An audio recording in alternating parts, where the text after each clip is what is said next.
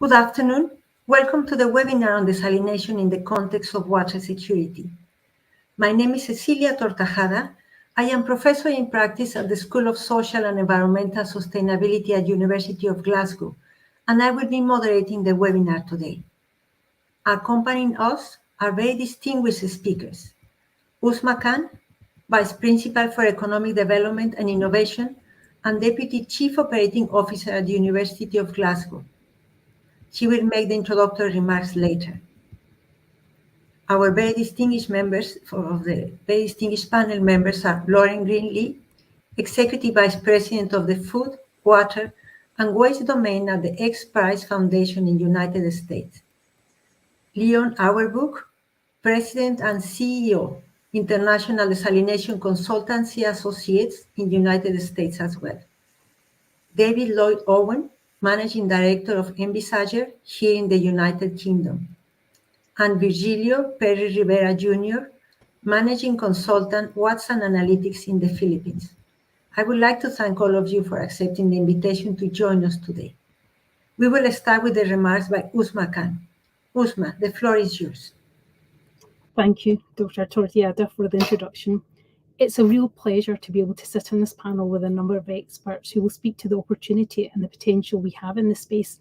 From the University of Glasgow's perspective, I want to say a few introductory remarks focusing on the intersectionality of research, innovation and collaboration and how together we can meaningfully harness partnerships such as those with the X Prize Foundation to really unlock the power of research and innovation in order to address one of the greatest challenges of our time, ensuring access to clean water for all.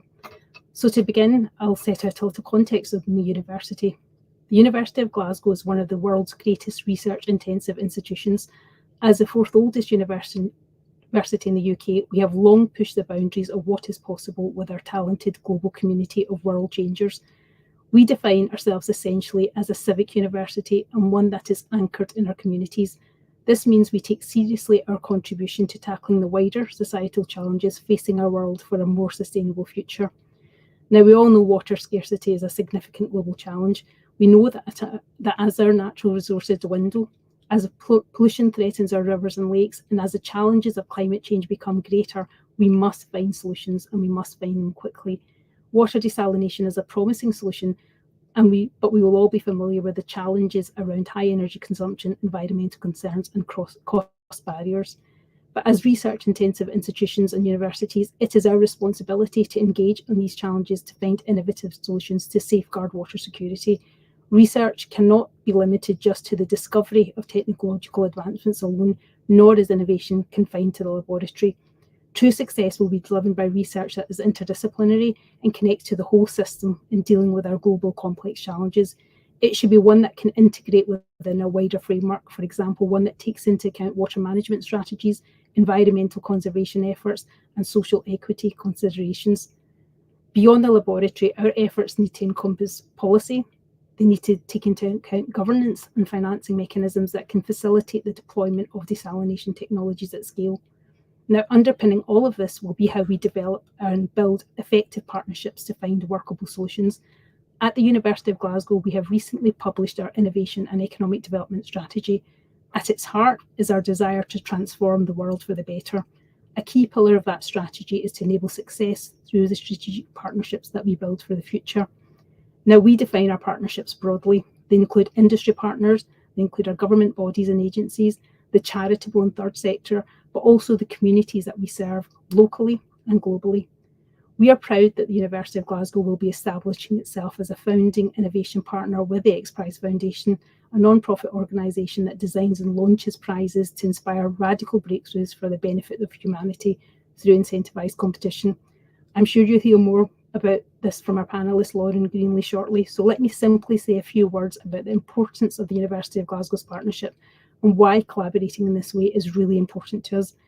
And we will continue to partner with those who share our values and contribute to the mission of serving humanity. So a partnership like this offers a unique opportunity to harness the collective intellect, creativity and innovation of our talented community, which includes academics, students, all of which are our future world changers. And it allows us to align it to the funding necessary to find the right technological solutions to the most pressing problems, such as water security. Universities like ours have unparalleled capacity for innovation. As hubs of knowledge creation discovery, we are home to some of the brightest minds and the most cutting-edge research in the world.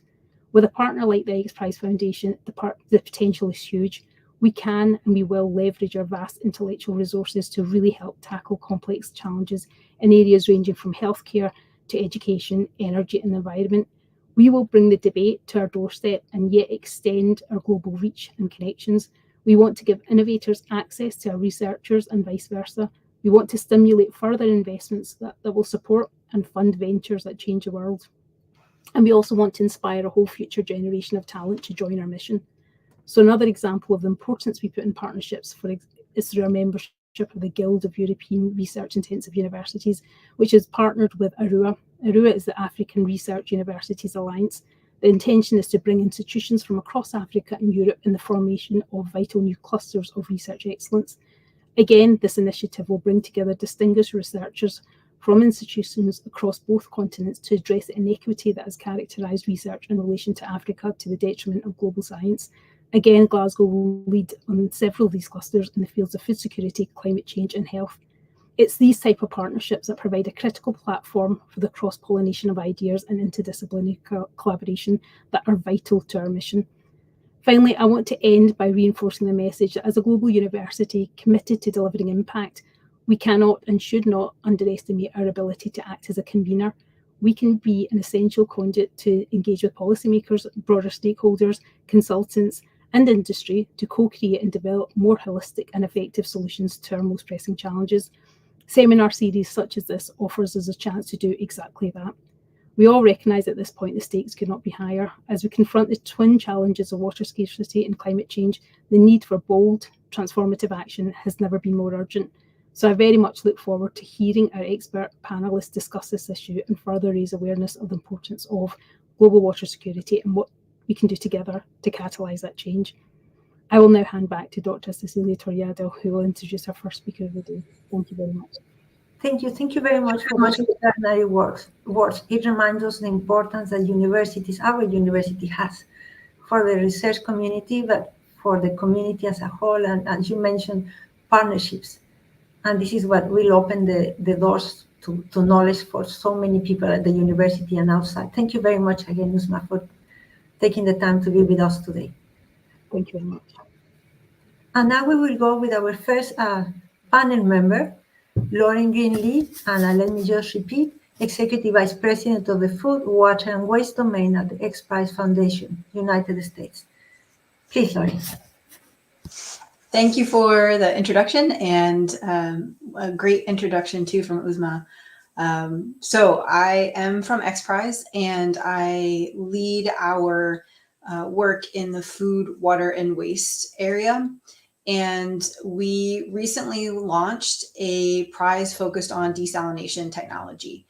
But first I wanted to give just a brief introduction about X Prize, because it's often that people don't know much about us as an organization or our history. So X Prize is a nonprofit organization. We are celebrating our 30th anniversary this year. So we've been around for 30 years. And in those 30 years, we've launched 30 prizes. So we develop and execute and run global competition prizes that are focused on innovations in technology. We got our start with our co-founders being really passionate about making space travel more available and accessible to the private industry. When at the time, space travel was really sort of in its infancy and really only done by governments. And so our very first X Prize was focused on privatized space travel. It was called the Ansari Prize several decades ago. And that prize really launched our vision and philosophy around the power of a prize funding model to really accelerate and propel innovation and therefore change in industries or sectors or areas that, for whatever reason, have a gap or maybe stalled or maybe just in great need of innovation to really push progress forward. So fast forward to today, we at the very end of February, we launched X Prize Water Scarcity. That's the name of the prize. It is focused on desalination, innovations in desalination technology. It is to date the largest prize that we've ever launched, and to date the largest prize globally. So we're very excited about it. We are launching the prizes in partnership with our title sponsor, the Mohammed bin Zayed Water Initiative, which is an initiative out of the United Arab Emirates. So they are a close partner and supporter of the prize. So this prize, as I mentioned, is focused on really wanting to see step changes and progress in desalination technology beyond what we've seen in recent years. So the prize is a 5-year prize competition. It is the total prize purse is $119 million. So that prize purse is separated out into different pieces within the competition and over the years of the competition. And for more details, I would encourage everyone to go to our prize website, which is at xprize.org. Under our prizes, you can find it. You can find all of the details there. I won't go into all of the nitty-gritty details, including the prize purse, but essentially the prize is set up in a way that the pieces of the prize purse are won as teams pass milestones. So a big sort of unique factor of how X Prize runs prizes is that teams must demonstrate their technology and must hit the metrics that we have laid out for that particular prize in order to win funds. So it's not a grant program. You don't win funds up front. You actually have to compete and win in the competition to win any of the prize money. So within water scarcity, we have 2 technology or technically focused competitions. The first we're calling Track A, which is focused on the desalination system as a whole. So the way that piece of the competition is set up, teams will actually need to be demonstrating entire desalination systems. And we have specific targets that teams will have to hit throughout the prize and the competition in order to progress through the competition. Our second technology focused area within the competition we're calling it Track B. It is focused on membrane materials. So that part of the competition is much more focused down specifically on the reverse osmosis membrane platform and looking to see changes in innovation to RO membranes that really, we feel are missing in the technology today. For both of the technical competitions, there are, as I mentioned, a set of metrics. One of the biggest ones for both tracks is cost. So one of the big challenges we see today is that desalination, while yes, there are commercially available systems that do work quite well, the majority of those systems are currently in operation in high income, wealthy nations. And so the ability for desalination to help serve people in low to medium income countries is really lacking. And the biggest reason, or one of the biggest reasons there, is cost, both total cost of water and also capital cost of the upfront cost of the system. So a big part of this competition is to drive down to see innovations in the desalination system and in the membranes actually drive down the cost of water. Other pieces of both of the technology tracks include targets for environmental sustainability, which is another big area of interest both for us and our sponsor, and of course for the industry as a whole. There are significant gaps that need to be addressed in order for the technology to be widely used and available and successful for the future for water production. The final piece of the competition will actually be launched midway through the 5-year timeline, and it's actually a public perception campaign competition. So it's a non-technical piece of the competition called the Value of Water, and it's really a competition around how to communicate the value and the cost of water to specific audiences and for specific scenarios. So That piece is going to be also really interesting because we hope to see lots of different types of competitors come in and develop communication campaigns that can really help people understand the value of the drinking water that they use on a day-to-day basis. So in terms of the knowledge and the technology developments that we hope to see, I think for track A at a systems level, there are sort of incumbent ways of doing things, everything from the intake and the pretreatment systems that are used today to the reverse osmosis membrane systems or the thermal based systems, to the outfall and also brine management or lack thereof. And the way that we're setting up this competition is really focused on wanting to see innovations in the desalination system itself. So we are basically setting up the cost analysis so that everyone will have the same energy price and everyone will have the same assumed energy source. So it's not about, making changes in your energy source. It's really about true innovations in the desalination system. And we hope to see really interesting technological advancements in everything from pumps and piping and system design to rethinking of pretreatment or how you run the system. So maybe you can use less pretreatment to, as I mentioned in track B, innovations in reverse osmosis membranes to address long-standing issues like chemical stability, chlorine stability, long-term durability, the ability to reuse and recycle membranes, sort of the whole circularity of waste that's produced from desalination systems. So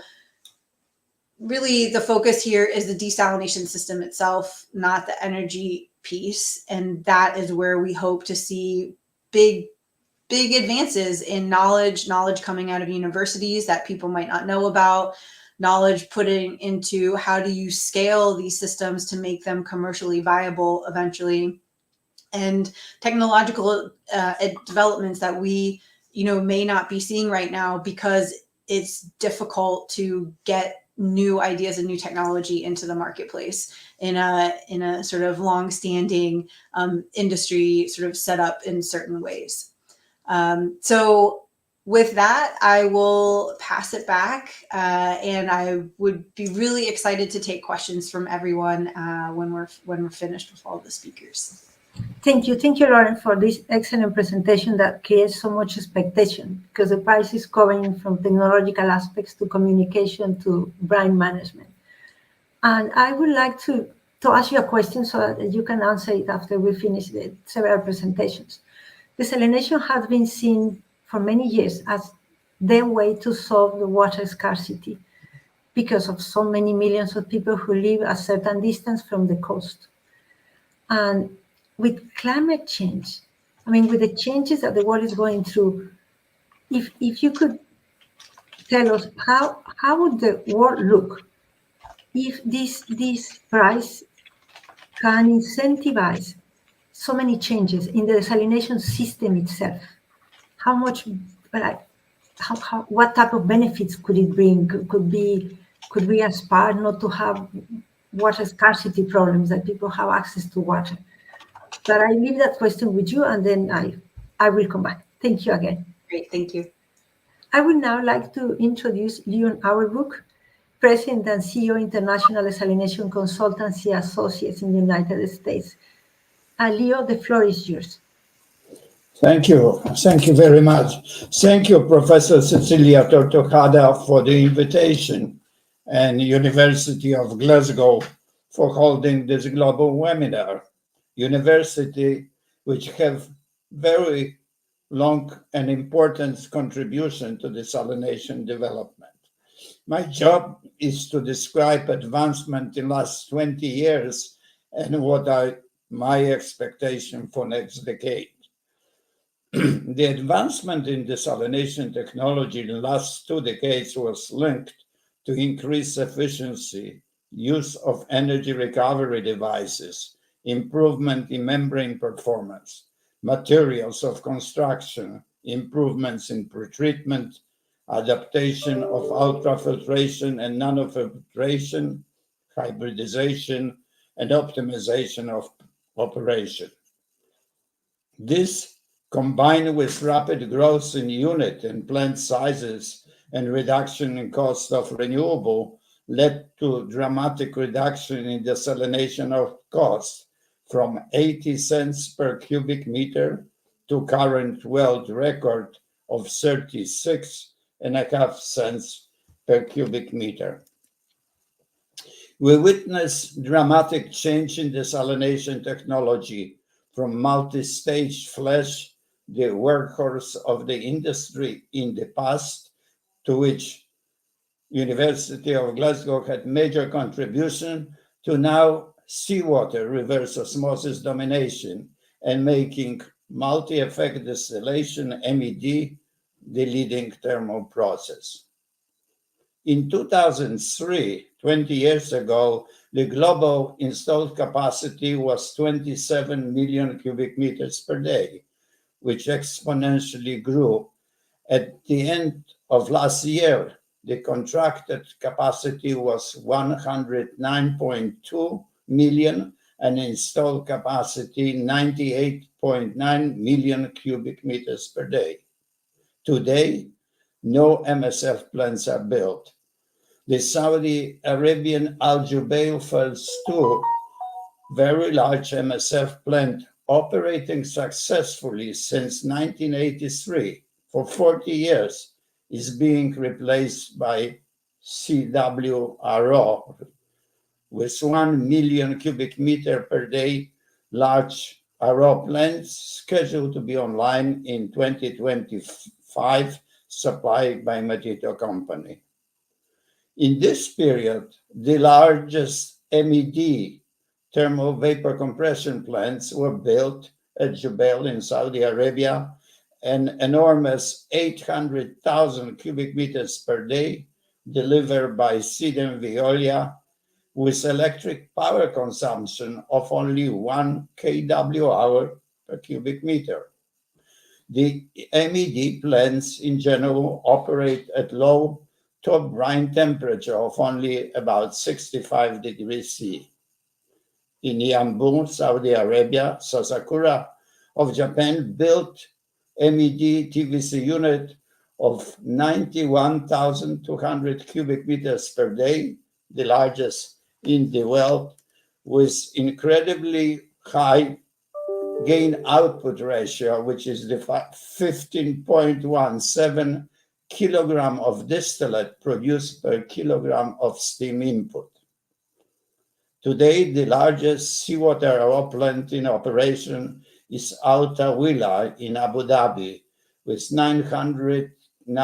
200 cubic meters per day, with photovoltaic capacity of 69 megawatts, and with project cost of $874 million, with tariff of 49 cents per cubic meter.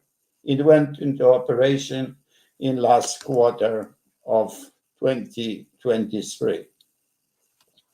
A new record for desalinated water purchase tariff of 36.53 cents per cubic meter was reached on April 17, 2024, less than a month ago, when Dubai Electricity and Water Authority and Aqua Power announced the financial close for seawater RO plant at Hussain Station with capacity of 818,200 cubic meters per day. Aqua Power successfully launched in June 2023 the Jubail 3A seawater RO plant at 600,000 cubic meters per day and world record of energy efficiency of 2.8 kW hours per cubic meter, with 20% coming from photovoltaic. The crucial factors behind such a low prices have been high recovery rates, economics of scale, and cheap energy bolstered by renewables. Dramatic reduction in costs of solar photovoltaic plants are exemplified by 2,000 megawatts Al Jafra solar project in Abu Dhabi, a tariff of 1.35 cents per kWh. The plant inaugurated in November 2023, but the lowest global tariff of 1.04 cents per kWh was awarded for 600 megawatt photovoltaic plant at Faisaliya in Saudi Arabia. Still, the challenge for solar photovoltaic powers is its intermittent nature, needs of battery storage, and it required vast land area. The R&D efforts contributed significantly to advancement of desalination, and as you heard just from Lauren, there is no end in financial resources for innovation. U.S. Department of Energy awarded the National Alliance for Water Innovation, NAWI, a 5 years, $110 million US research program for desalination hub, and recently in April this year announced renewed funding for NAWI with additional 75 million over the next 5 years for this second phase of the hub. Turning to the future, I am convinced that the next decade will see diesel prices reaching 25 cents per cubic meter. The energy consumption is still far from theoretical energy minimum of 1.1 kWh per cubic meter for 50% recovery. We will see the number approaching 2.2 kWh per cubic meter. We will see membrane-resisting biofouling and green desalination, and then the new frontier of sustainable mining will recover from brines valuable and strategic material. As water and energy are the two strategic drivers for sustainable development and security, I see in the next decade use of nuclear energy, particularly with SMR, small modular reactor, solar energy, solar thermal energy, and geothermal energy. For example, MED hybridized with nanofiltration process can increase the gain output ratio to 18 kilograms of distillate per kilogram of steam. When with electric consumption of below 1.3 kWh per cubic meter for MED, it will be able to compete with seawater RO with photovoltaic. Membrane distillation process, MED technology, will reach commercial level. MED is a thermally driven membrane separation process driven by the vapor pressure difference between porous hydrophobic membranes. From many types of MED solution, I personally work a novel hybrid MED, membrane distillation and MED, enhanced multi-effect thermal separation image process implements advanced evaporation and condensation embedded with a compact membrane distillation. Another of my favorites is desalinator, solar photovoltaic thermal, PVT technology, with using MED mechanical vapor compression desalination, which recovers heat from photovoltaic panels. Desalinator first pilot plant produced distillate up to 25 cubic meters per day in Dubai Electricity and Water Authority. Desalinator is now designed 1,000 cubic meters per day of distillate with ability to recover low-grade waste heat from sources like hydrogen electrolyzers. The small nuclear modular reactors will become reality. Today, there are more than 80 SMR, small modular reactor projects in 20 countries. In simple terms, nuclear emits 40 times less carbon dioxide than gas, 4 times less than solar energy, 2 times less than hydro, and 2 times less amount as wind energy. Not only environmental reasons justify use of SMR technology for desalination, but there's also long-term economics. Their small scale and standardized design can lead to cost savings in manufacturing, construction, and maintenance. For example, NuScale power module or 77 megawatts of electricity or 250 megawatts thermal, such module dedicated to desalination can produce by seawater RO 500,000 cubic meters per day. And if you add thermal desalination using MED, you could double this capacity. To conclude, desalination provides hope to all people of the global village that we can produce water, the essence of life, at an affordable cost, solving scarcity of existing water supplies, avoiding regional and territorial conflicts, and provide water for sustainable development. Thank you. That was an extraordinary presentation. Thank you very much. And if I would like to make a question from now, clearly the progress in desalination is linked to the energy sources. If you could explain to us what are those innovations that are resulting, because I presume there are innovations that are resulting in terms of energy sources that could be used for other uses. So, I'm sorry, no, but I will come back to you. So now we have the next presentation. okay. Thank you very much. So now our next panel member, David Lloyd Owen, Managing Director of Envisager. David, thank you very much for being with us today. The floor is yours. Good morning, good afternoon. I'm going to talk about desalination and costs and prospects in Western Europe. Western Europe is not normally associated with desalination. In fact, currently it's taking place in 4 countries.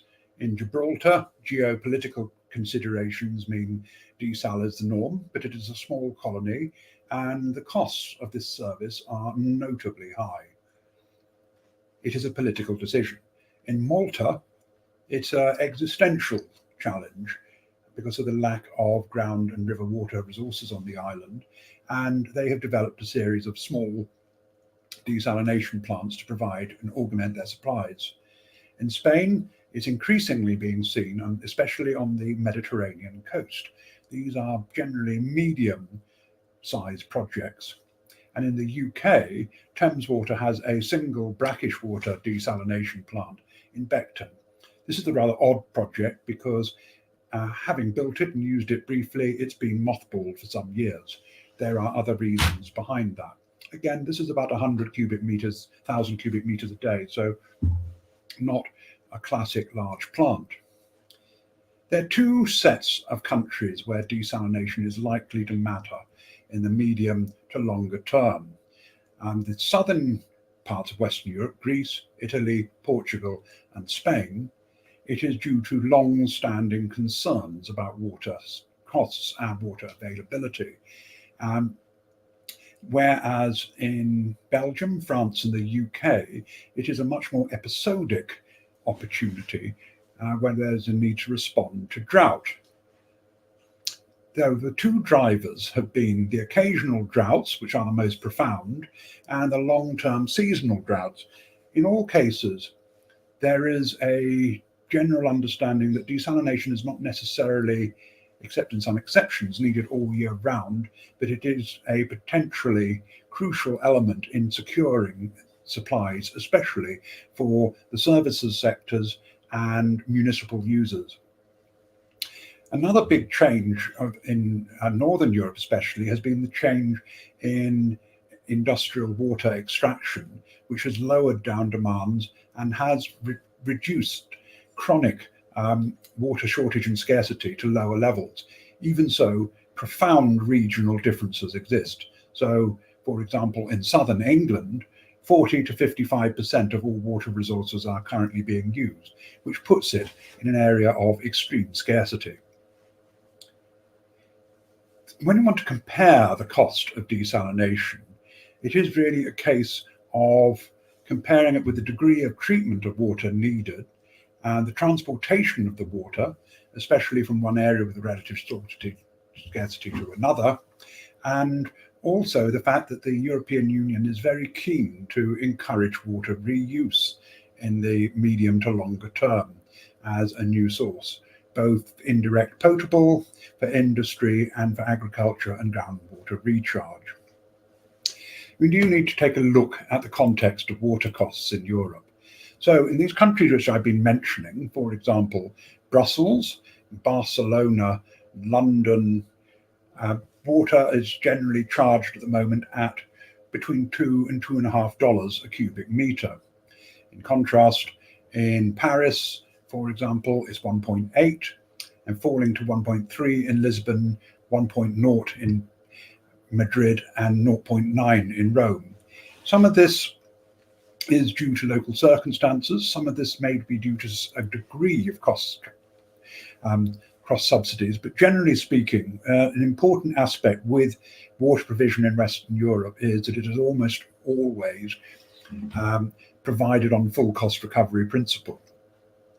You also have to consider the impact of wastewater treatment charges in a customer bill. So, for example, in Spain, the water element of a customer bill is nearly 90%, whereas in Belgium and in London, it's more between 50 and 60%. So a rather simpler picture. The crucial elements, therefore, really are what are the potential costs for desalination.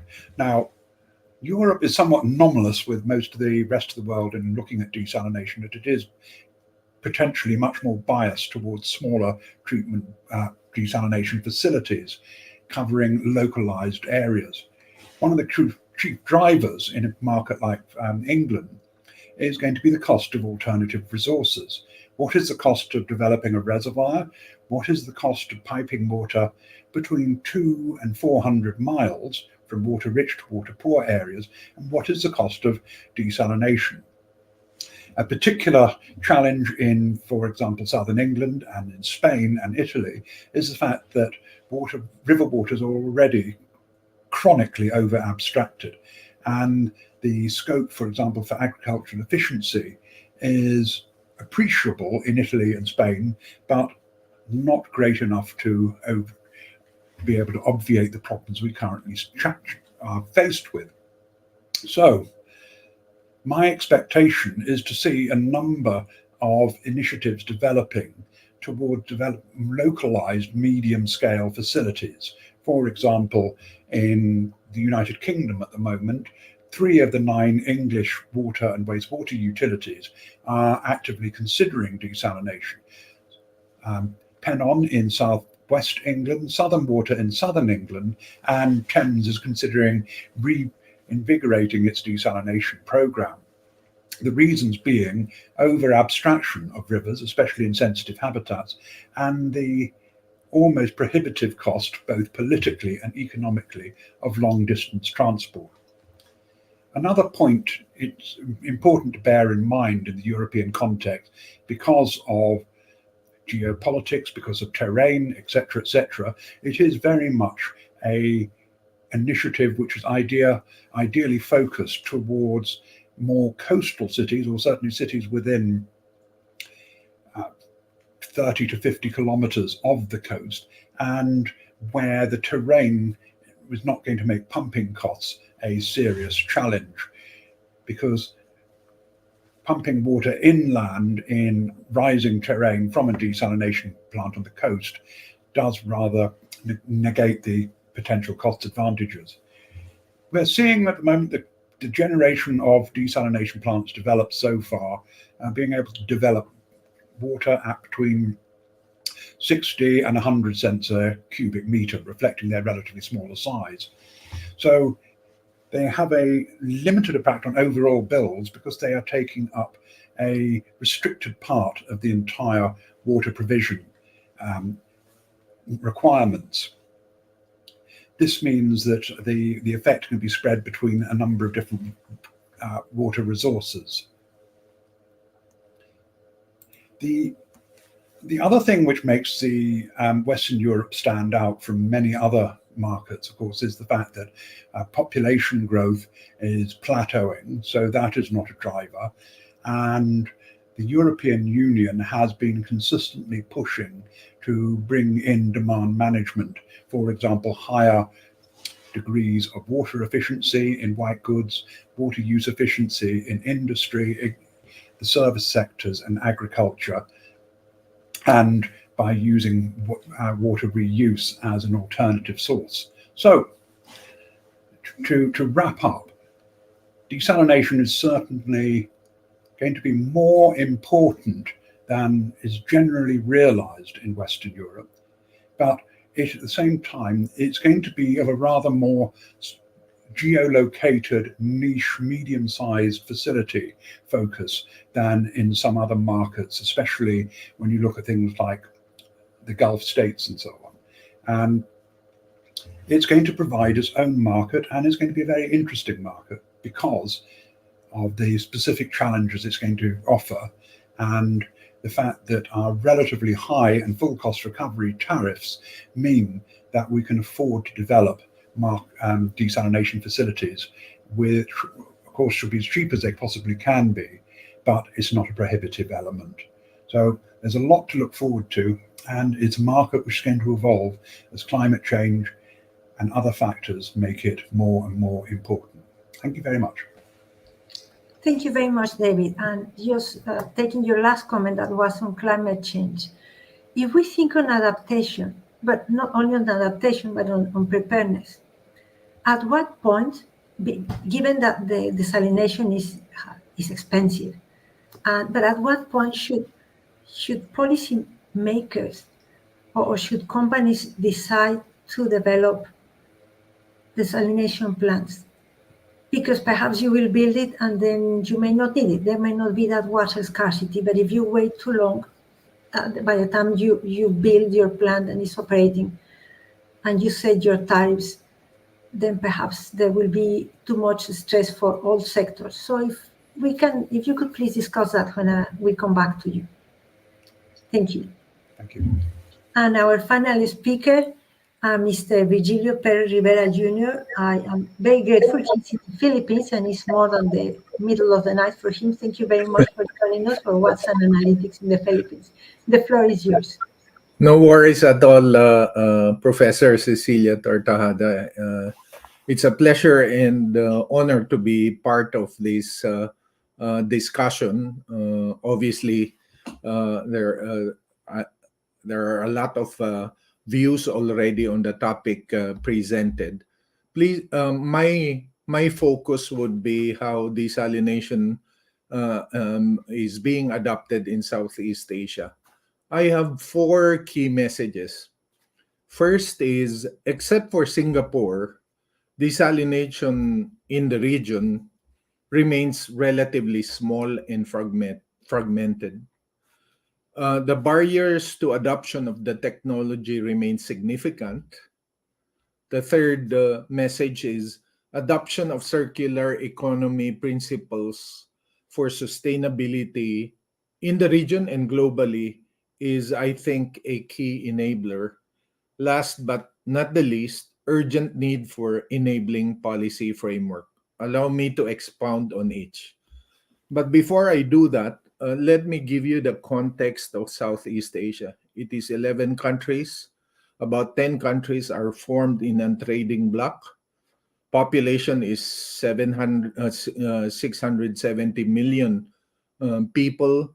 At least, this is very interesting stat, 60% live in coastal areas. In the Philippines, which is an archipelago of 71 or 7,500 islands, the metric is even higher, nearly 70%, if I'm not mistaken. And Southeast Asia is one of the most dynamic economic regions in the world, with an estimated, in PPP terms, GDP of 10 trillion. So that is the context. So a region that is growing very fast would need a lot of water, and that is obviously very a key. So on the first message, desalination in the region remains relatively small and fragmented. First is Singapore obviously set the pace in the early year 2000, and continues to be at the leading edge of innovation and technology development and practical adoption of that technology at scale. If I'm not mistaken, because I've had working relationship for nearly 25 years with Singapore PUB. They have 5 desal plants, if I'm not mistaken. And what's interesting, if you get a chance to review their strategic plan of PUB, by 2060, 85% of the water supply will be driven by desal and new water. That's incredible. And you reach that endpoint through really careful strategic planning and excellent execution. For the rest of Southeast Asia, desalination has not been adopted at scale and accounts for very small portion of total urban water supply production. Most still rely on conventional sources, groundwater treatment through conventional treatment technology, groundwater and surface water. Again, desalination projects in Southeast Asia, in my view, having done business development in the region, remain opportunistic and sporadic, without the benefit of a clear policy framework. I need to expound on that in the last bullet. The barriers to desal remain significant. High investment cost and operating cost. Energy intensity obviously is an issue, with knock-on effect on the carbon footprint and aspirations of the host companies and also countries. I think that's a very important point that we need to take into account. And adverse impact on environment. I know it was mentioned earlier by Leon, there has been a tremendous improvement in technology, and that's great. Last but not the least, in terms of barriers to adoption of the technology, is lack of, there's a policy and institutional gap, i.e., lack of strategic and integrated water supply framework at the national level to be able to determine the economics of the various options and how the desalination may play a key role. I was impressed when I chanced upon one country that I also monitor very closely is Australia. What was interesting, obviously a water stressed country, but their approach is look at all the possible sources of water, including efficiency options, and calculate the levelized cost of water supply, and they come up with a interesting cost curve. And that's where you also identify what is obviously viable for the society, and under extreme water stress, obviously you move to the right and you see desalination as an option. Okay, so I think the Singapore adopts that policy, and also Australia. I think other countries, especially Southeast Asia, should really devote a lot of resources and executive leader and political leadership time to develop that framework. Adoption of circular economy principles, as I mentioned, is a key enabler. I think the move towards zero liquid discharge, resource recovery, that will happen. I certainly hope it will accelerate in the medium and long term, because I think that's a key enabler. The last point that I'd like to make is urgent need for enabling policy framework. The region faces growing water supply insecurity. The impact of climate change will be significant already in the Philippines, in Indonesia, and Vietnam, as pointed out by the World Bank and ADB. As pointed out earlier by Leon and other speakers, technology and the cost of delivering desal technology will continue to drop, and that's great. Okay, I certainly hope we reach the holy grail in terms of unit cost production faster, so that the adoption of the technology will obviously grow. So I think adoption of this technology will be anchored on solid policy framework, anchored on incentives. There should be subsidy for those who can afford it, and obviously a cost reflective tariff. I think water supply security must be based on all options on the table policy lens. That's the only way for society to look at, on all the stakeholders, to objectively look at the how the diesel technology will fit in the overall water security framework of a country. Obviously, it is context specific, so it varies from each country to the other. I'd like to end by citing the famous words of the late Lee Kuan Yew. Every other policy has to bend at the knees for our survival. I have always looked at Singapore because it looks water from as an existential threat. If a country is faced with that, I think you can challenge, you can be sure that they will come up with an excellent policy framework to address that risk. On that note, thank you very much, and I look forward to the questions from the virtual audience. Thank you. Thank you very much. And you have mentioned aspects we had not mentioned before, which is the need to have this strong policy framework, the aspects of circularity, all of this in practice.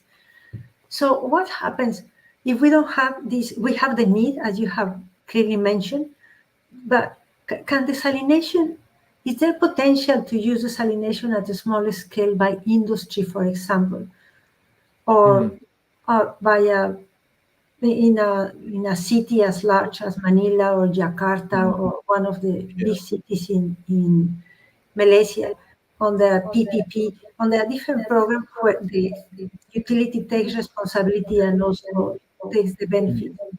But we will come back to you with this question. Thank you. Thank you. Thank you. I would now like to go back to Lauren, please. If you can. Thank you, Lauren. Yes, if you can explain to us how would the world look with so much advance in technology, in understanding, in an innovative desalination system.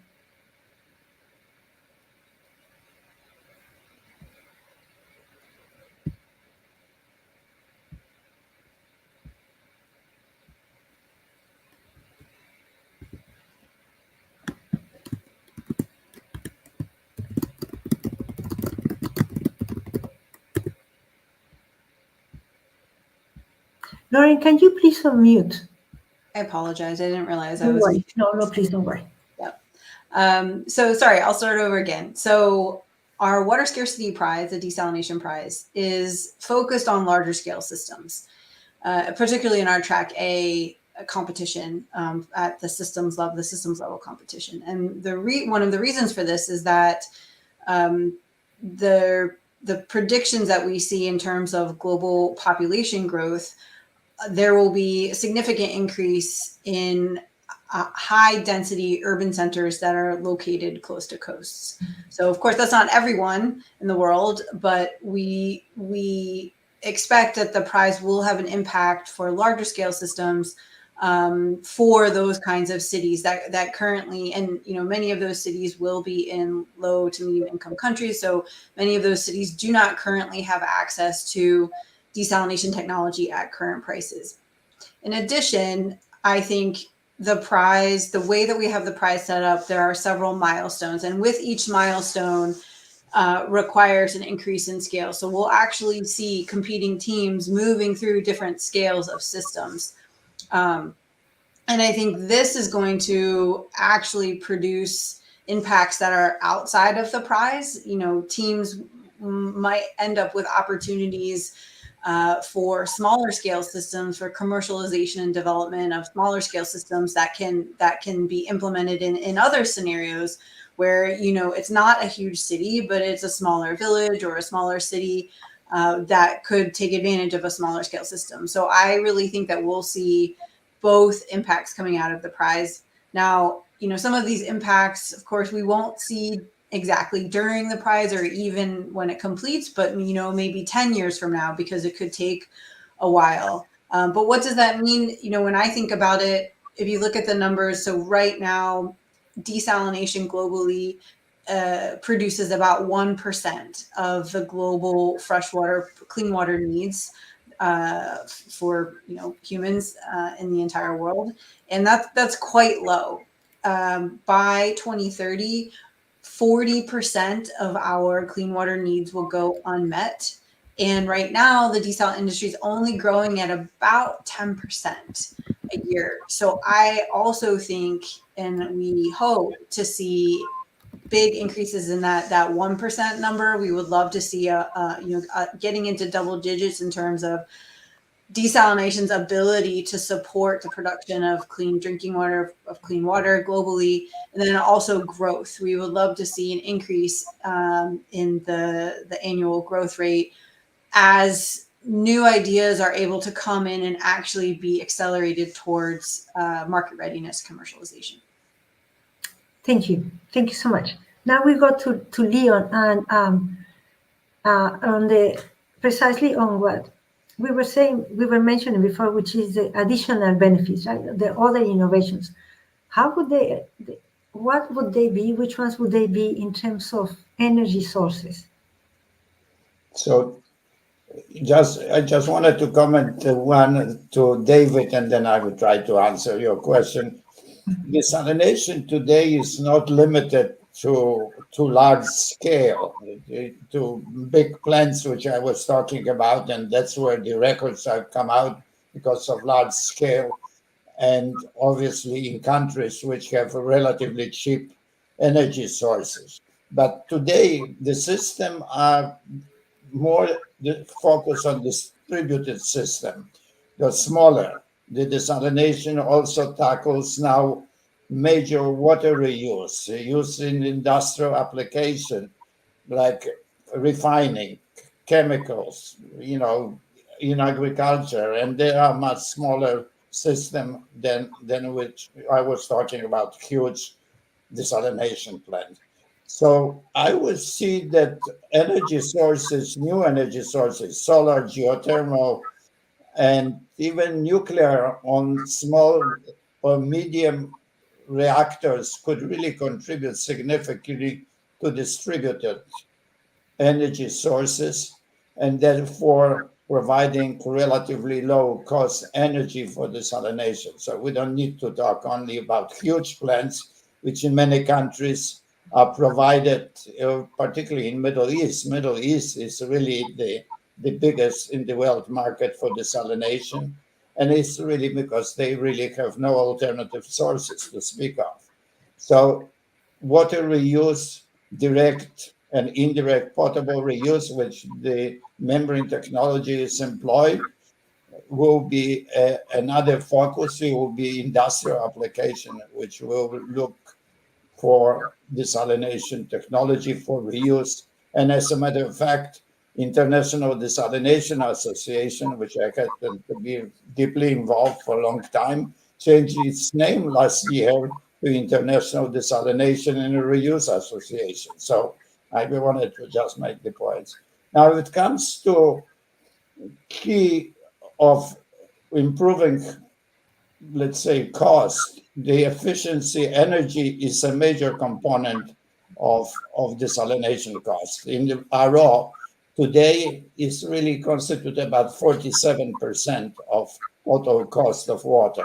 So having a low cost of energy coming from solar, wind, or other sources, geothermal, it could be reducing the cost of water even in smaller scale. The other thing, obviously, optimization of the process. And there are new processes coming up, like I mentioned, membrane distillation. There are electrodialysis reversal, which now focusing on higher recovery. There are new ways of energy recovery devices coming to be more efficient and more effective.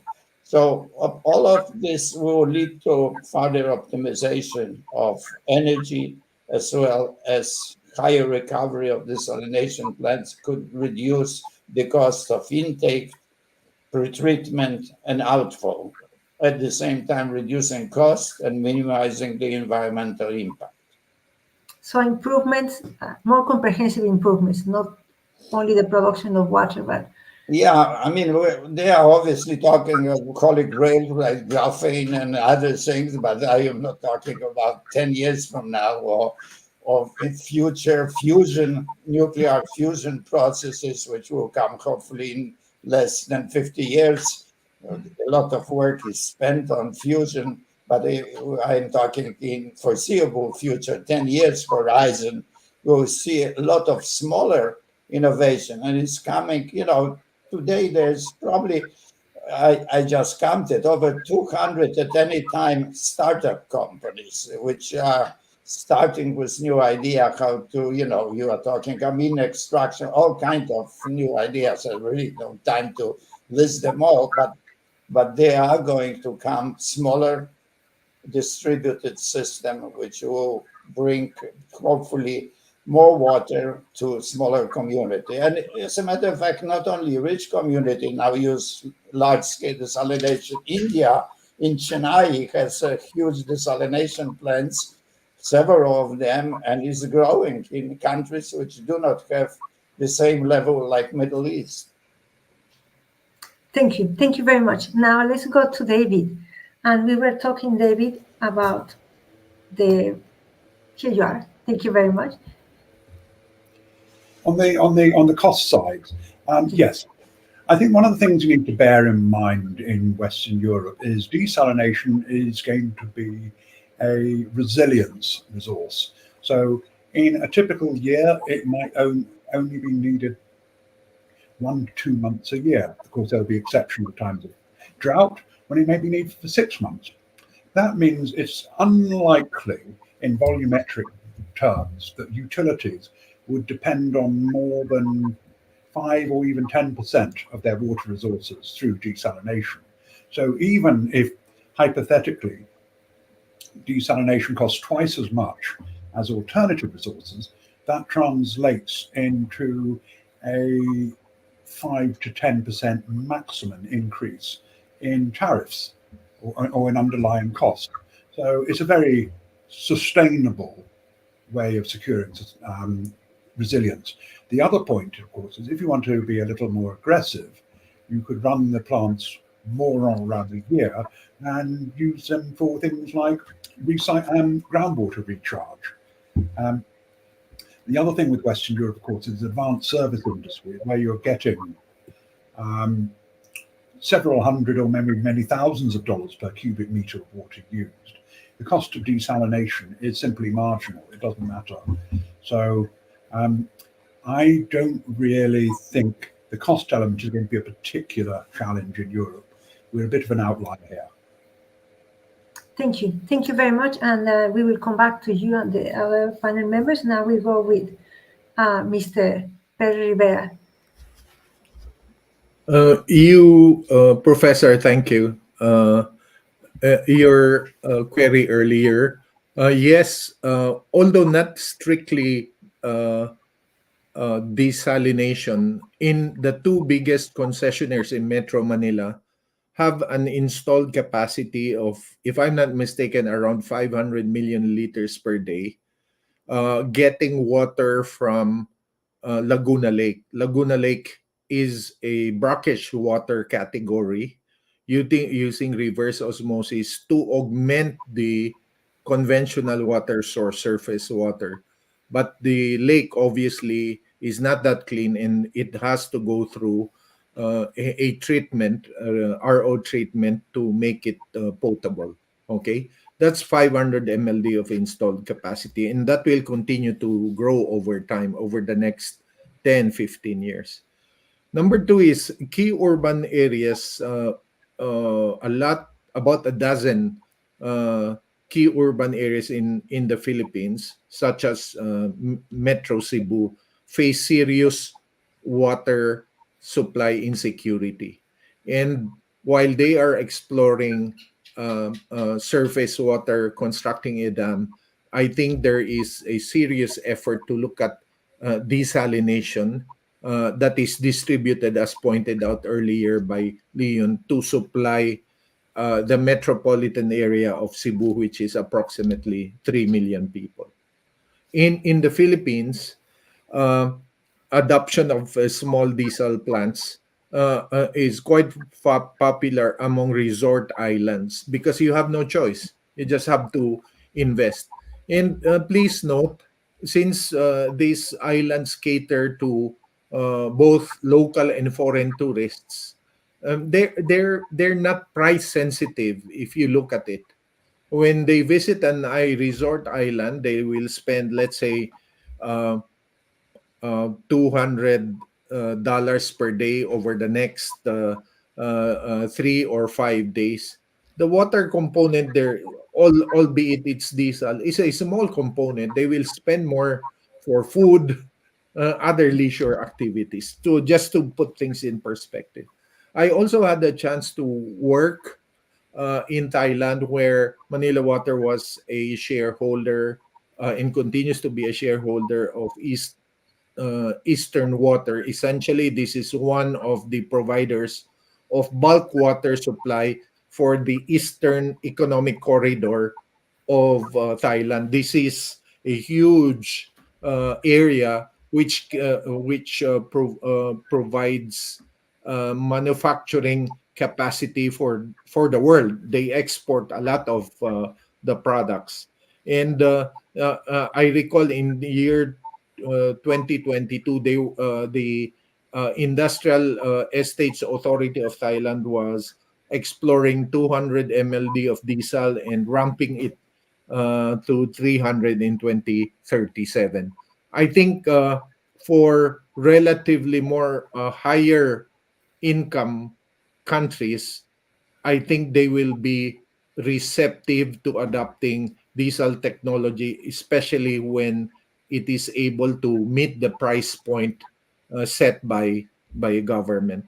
I'd like to end by answering this question because a lot of oftentimes the diesel technology, the criticism is it's expensive, still expensive, albeit the cost curve has significantly been reduced. What is the most expensive water?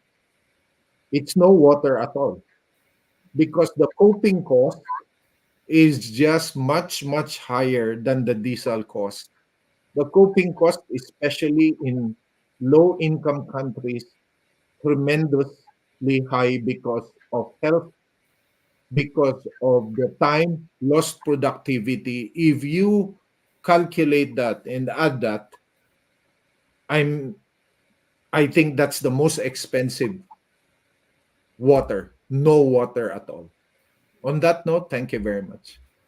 Thank you for your remarks. And now we will have all the speakers on the screen. There are several questions.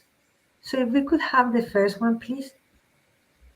For Lauren, if an application is submitted ahead of well, this is about the price. Will the applicant receive feedback and a chance to revise the application before submission deadline?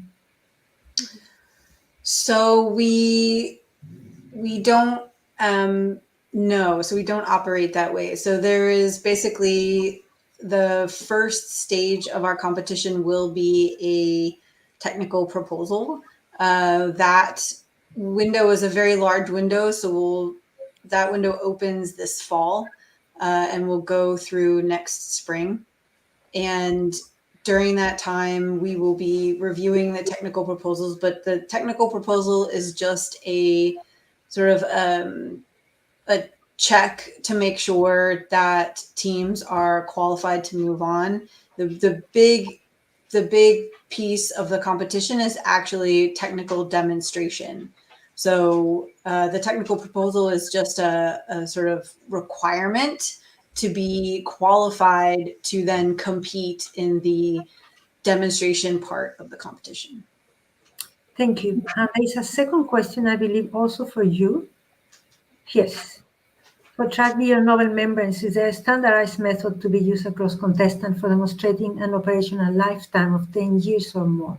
Yes, absolutely. So that will be detailed in our rules and regulations, which will be published later this year or early next year. So we're really, the stage that we're at right now with this competition, very early days. So the guidelines are published for public review. Right now you can see them on our website, but we are still detailing all the rules and regulations. And we do that with guidance from experts in the field. So we don't do that in a vacuum or by ourselves.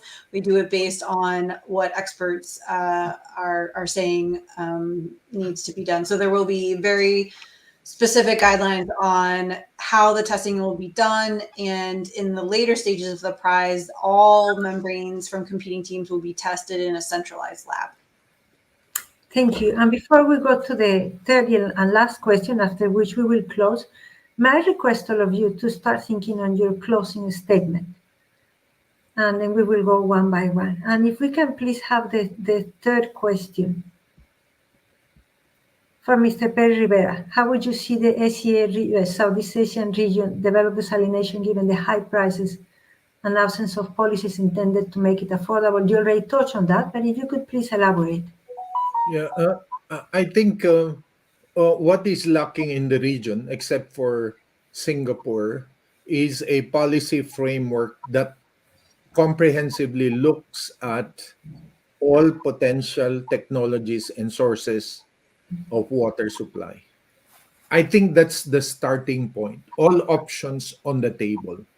And you now determine how diesel technology can augment that water supply. At this stage, it's a very small fraction of total water production. But in the future, obviously, the economics of diesel water may change dramatically, and that envelope of supply options will change. So it is very important for each country to have that policy lens and be vigilant and be ahead of the curve when to trigger the decision to invest in this technology. Okay, it requires sharp research and policy formulation and a lot of political will, to be honest. High prices, as I said, high prices is relative. Okay, the most expensive water is paid by the poorest households in the world right now because of lack of water supply. That's high. That's the most expensive water. I know this because I'm a former utility, and I saw that in remote areas or low income areas. Extremely important. So absence of policies, then let's be very demanding against our policymakers. At the end of the day, we put them in office, we need them to be responsible in formulating that policy.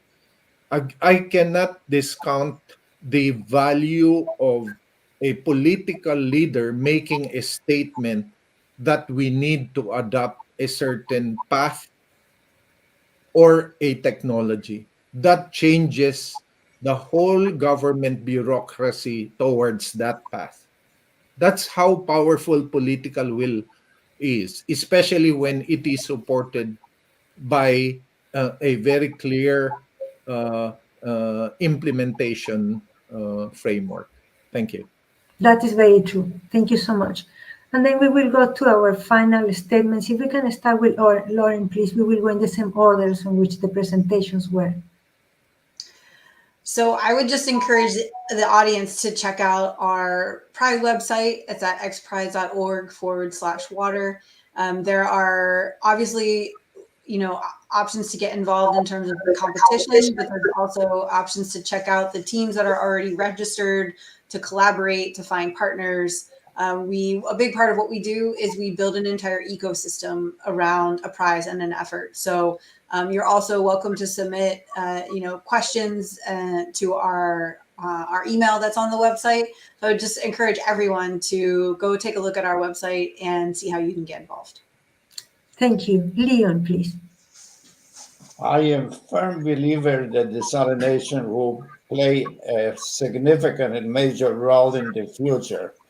The prices will go down. Technology and innovation will contribute significantly to acceptance of desalination.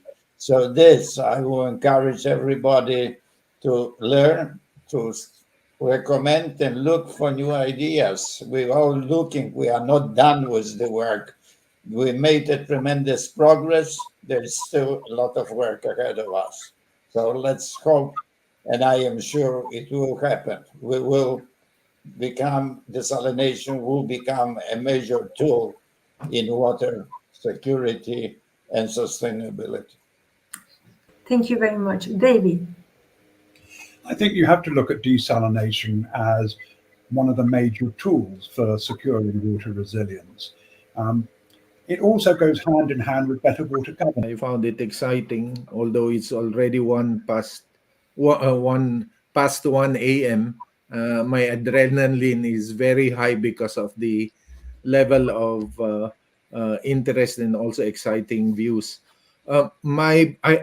Policy drives action, so it's very important. And let me reiterate that water supply security policy formulation should be smart, very objective, and I think all options on the table approach will always benefit society. Thank you very much. Thank you to all of you. We close with this, with all your statements. Desalination represents an enormous opportunity. There is innovation, like Leon says. Not everything has been done. There are many more opportunities, which is what X Prize is encouraging. And like David and Mr. Rivera said, it is a matter of, yes, there is enormous potential, but it's a matter of governance and water demand management. We don't want to produce water only so that it disappears because of leakages. And again, thank you so much. Thank you to University of Glasgow for giving this opportunity. And I hope all of you enjoy this Thank you. Thank you. Enjoyed it immensely. Thank you. Great.